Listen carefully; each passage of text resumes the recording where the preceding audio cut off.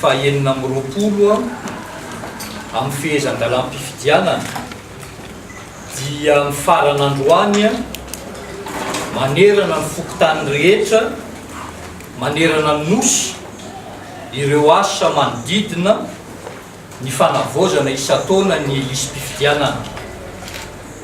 Manomboka rahampitso zany dia miezaka mamarana ireo opération de saisie, ireo centre informatique de district rehetra manerana ny Madagasikara mba hananatsika an'ireo lisitra vaovao.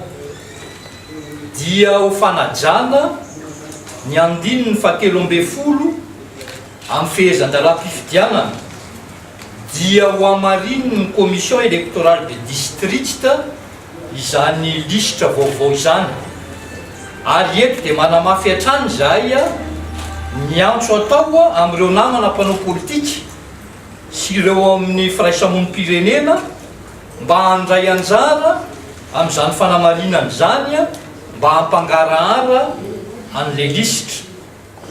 Rehefa vita izay fanamarinana izay manerana ny commission électorale de district manerana ny nosy vao afaka milaza ny isan'ny mpifidy voasoratra vonjomaika izay.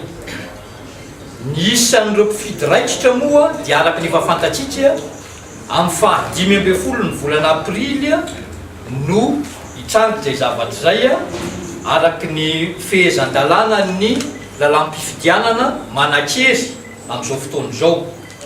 Na izany aza ny anefa dia omena ianareo ihany ny vokatra amin'ny andro androany. Manana mpifiditsika zany amin'ny andro androany 9,678,606 ary ny tahampitombona dia 4,94%.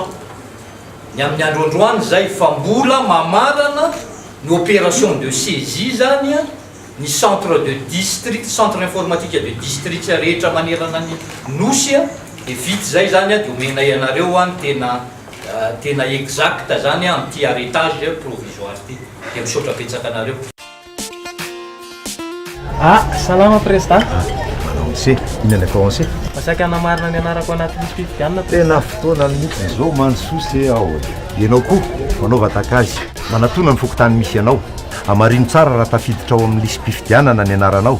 Raha sanatrika misy diso aza misalasala manao fanamariana. Ary raha misy fisoratana anarana mampiayanao dia lazao hampiandraikitra ny fifidianana ao amin'ny fokotany zany.